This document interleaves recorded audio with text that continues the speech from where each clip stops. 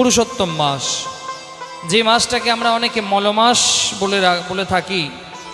তো বাবা আমাদের 4 বছর অন্তর অন্তর মলমাস আসে। তো এই মলমাস যখন আসে তখন আমরা সমস্ত পূজা পাঠ করা বন্ধ করে দিই।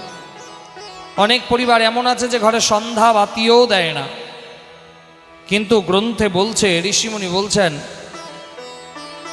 যে অন্যান্য মাসে যদি কেউ গোবিন্দের নাম 108 বার জপ করে আর এই পুরুষোত্তম মাসে 8 বার জপ করে তাহলে সমপুণ্য লাভ হয়।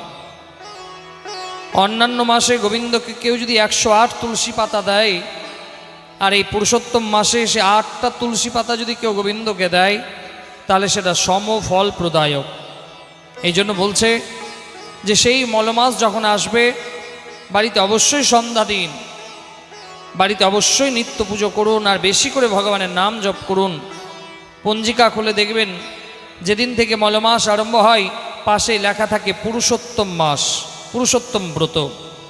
যে অনেক বাড়িতে এখন বাবা দেখতে পাবেন তারা এই ব্রতও করেন, 1 মাসের ব্রত যাকে পুরুষোত্তম ব্রত বলে।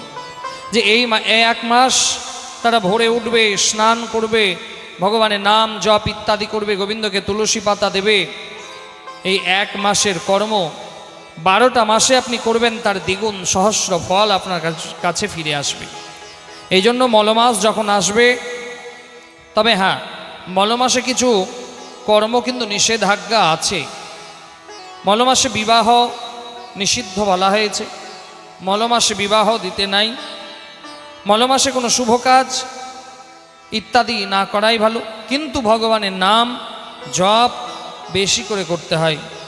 এই মলমাসে বেশি করে আপনি ভগবানের নাম কীর্তন করুন, গোবিন্দকে তুলসী পাতা দিন, স্নান আদি ইত্যাদি করুন, অনেক সহস্র গুণ ফল আসবে।